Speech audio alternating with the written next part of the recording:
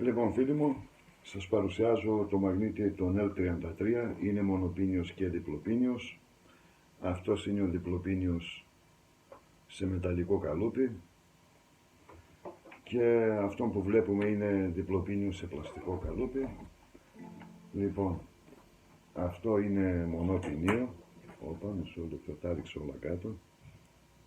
Έτσι, εδώ.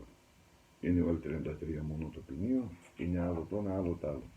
Λοιπόν, τώρα θα ξεκινήσω να σας βάλω να ακούσετε αυτόν το μαγνήτη που έχει το λαμπάτο ήχο.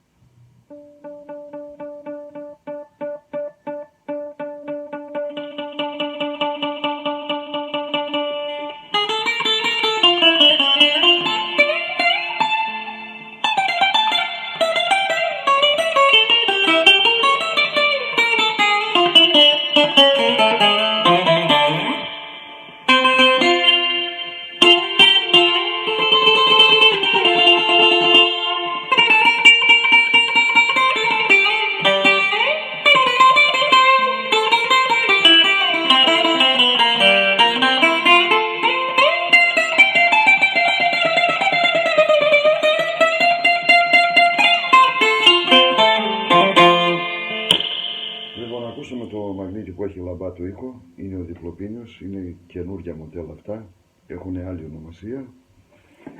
Τα συμπεράσματα φυσικά είναι δικά σας. Θα σας βάλω να ακούσετε κι άλλο βίντεο με άλλο μαγνήτη που είναι L33, αλλά δεν είναι διπλοπίνιος, είναι μονοπίνιο.